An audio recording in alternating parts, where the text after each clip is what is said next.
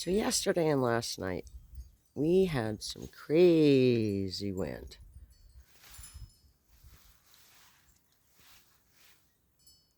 That's my table. Now that table has been through numerous windstorms.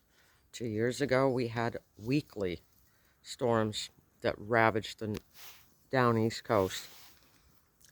So the glass top got taken off. But the craziest thing is, there's one of the chairs. There's another.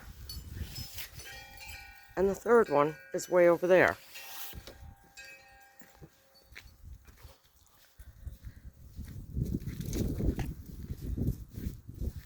There's the top. And those two terracotta chickens were on top of that table.